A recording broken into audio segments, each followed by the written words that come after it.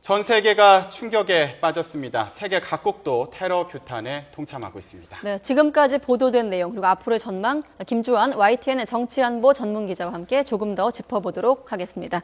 네, 김주환 기자. 안녕하세요. 자, 먼저 일단 IS가 한 13시간 만인가요? 네. 테러가 발생한 지 한 13시간여 만에 자신들의 소행이라고 공식 선전 매체를 통해서 밝히지 않았습니까? 예, 다시 그 한번 직전에 짚어주시죠. 프랑스 올랑드 대통령이 이번 소행은 테러 소행은 IS라고 했고 적극적으로 대처하겠다. 그 이제 시간차로 보면 외신 들어온 거 보면 이제 IS가 본인들이 소행했다. 네. 자신들이 한 일이다라고 얘기를 했는데 이제 네.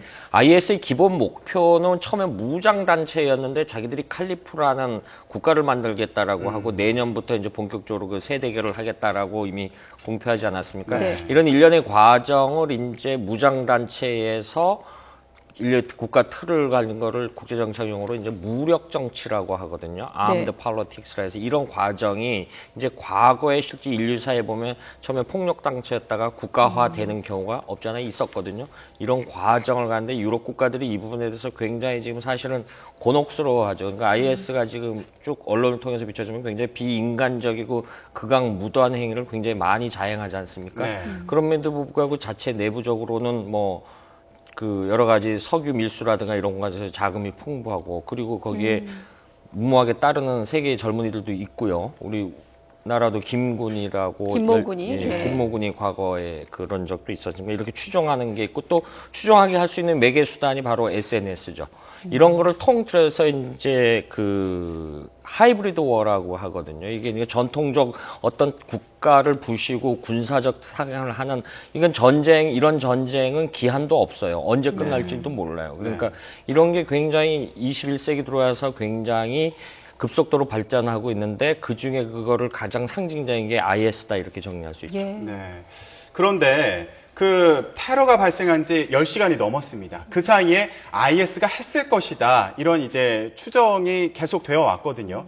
이렇게 시간이 지나고 나서야 자신들의 소행이다라고 밝힌 이유는 뭐라고 생각하시나요? 지금 이번에 보면은 10월 말에 이집트에서 러시아 여객기의 폭파 사건하고 양태가 비슷해요. 그 비슷하다는 증거 중에 하나가 러시아가 시리아 내전에 개입을 하지 않습니까? 하고 나서 몇 주 안에 폭격을 했고 이번에도 사실은 이 알란이 위대하다 시리아라는 그 어떤 테러리스트 중에 한 사람이 시리아라는 단어를 프랑스어로 이야기를 했다라고 목격자들이 진술하고 있지 않습니까? 네. 그런데 프랑스 같은 경우도 사실은 프랑스 내전의 복잡 양태 때문에 사실은 처음에 주저주저 했거든요. 이 주저주저 하다가 시리아 내전 예, 사태요. 예. 이라크의 공습에는 참여를 했지만 시리아 내에는 안 하다가 지난 9월인가 들어서 했죠. 네. 그러다 보니까 바로 이제 이런 IS의 공격이 있었고 이런 14시간 만에 그 했다는 거는 이제 자기들의 존재감을 드러내고 어떤 목표 달성을 했다라고 판단을 했다라고 볼 수 있죠. 네, 지금 보면 도시 곳곳에서 동시다발적인 테러가 발생하지 않았습니까? 그렇다면 상당 시간을 준비해온 것으로 이제 추정이 가능한데 오히려 또 생각을 바꿔서 생각해 보면 이렇게 시간을 오랫동안 준비했다고 하니까 여기에 대한 좀 테러 대비에 대한 좀 준비도 할 수 있는 시간이 있었지 않을까 이런 생각이 드는데 이제 어떤가요? 파리라는 지역적 특성을 네. 좀 봐야죠. 파리가 갔다 보신 분들은 알잖아요. 유럽 국가 중에서 굉장히 자유롭고 다민족 국가고 굉장히 여러 가지 유색인종들이 많이 있었고 굉장히 네. 그러니까 치안에 좀 검문 검색을 지금 말씀하시는 테러를 강화를 하다 보면 1월 달에 그 샤를르 앱도 네. 테러 사건이 강화를 했습니다만 뭐 문자를 받았다 이런 얘기도 예, 있잖아요. 그렇게 하다 보면은 수많은 사람들을 검문 검색을 다 해야 될 겁니다. 그러면은 현실적으로 프랑스는 관광국 세계 1위 국가예요. 1년에 외국인만 8천만 명 이상 오는 나라.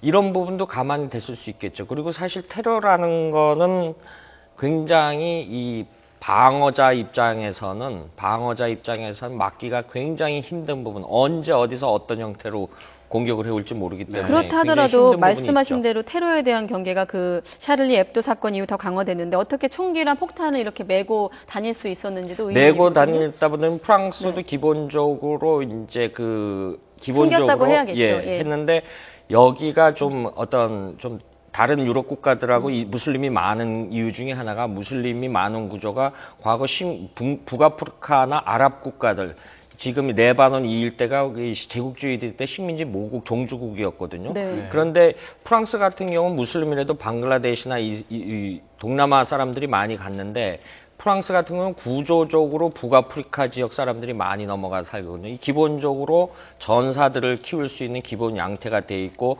인구의 10% 정도가 무슬림이다 보니까 근데 이 사람들이 굉장히 그 어떤 정통 프랑스 사람들보다 이렇게 생활 수준이 낮고 네. 이민자 억압 정책도 받고 이런 부분의 구조화에 있어서 프랑스가 기본적으로 또 총기 휴대가 허가만 받으면 가능한 나라입니다. 이게 유럽 국가라는 특징이 이 무기 밀반입이 굉장히 좀 규제를 하려고 그래도 특히 러시아 CIS 냉전 이후에는 동유럽의 무기들이 많이 흘려 들어와서 국제사회가 골치를 앓고 있는 부분 중에 하나죠. 그렇다면 지금 이제 그런 어떤 사회 구조적인 부분을 말씀하셨는데 국제 어떤 지금 현재 정세적으로 볼 때도 프랑스가 타깃이 될 만한 여러 네. 정황이 있는 것 같거든요. 어떻게 보시나요? 그렇죠. 지금 기본적으로 시리아라고 해서 지금 앞서 말씀드렸던 프랑스가 2013년부터 말리나 차드에 대한 이슬람 극단주의자들이 그 식민지 모국 종주국이었거든요. 이 지역에 네. 대한 군사활동을 굉장히 강화하고 있고요. 네. 그 다음에 이 이라크에 대한 공습을 지금까지 한 이라크 내 IS 단체를 경멸시키기 위해서 지금까지 한 1,800차례 공습에 가담을 네. 했고 한 네. 500여 곳의 목표물을 타겟을 했고 네. 그다음에 러시아가 그 아사드 시리아 내 정부군을 이 지원을 하다 보니까 그런데 굉장히 중동의 지금 시리아 같은 경우는 사실은 시리아 정부군도 굉장히 그 인권 탄압 이게 자유롭지가 전혀 못한 그 정권이거든요. 네네. 굉장히 국제사회로부터 비난을 받았는데 어쨌든 국제정치 역학관계상 반군은 미국이 위시로 정리하고 있고 이 시리아 정부군은 러시아가 보호하고 있고 그 와중에 이제 IS는 서로 양쪽을 다 공격하는 양태 네. 뭐 국경을 넘나들면서 공격하지 않습니까? 자기들이 원하는 기존 질서를 무너뜨려서 칼리프 제국을 세우겠다라고 선언을 한 마당에 그런다 보면은 지금 와서 이 프랑스도 국제사회이기 때문에 가담을 안 할 수가, 참여를 안 할 수가 없거든요. 물론 중요하게 보는 것은 독일은 군사행동에 아직까지 참여를 안 하고 있습니다. 네.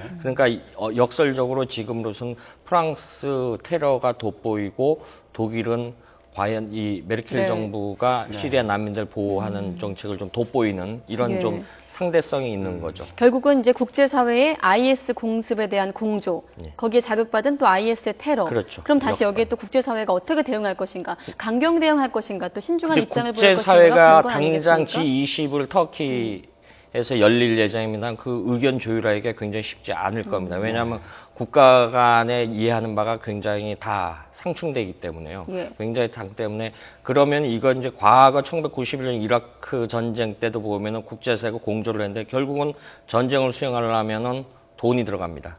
이런 부분은 어느 국가가 얼만큼 부담할 것이냐.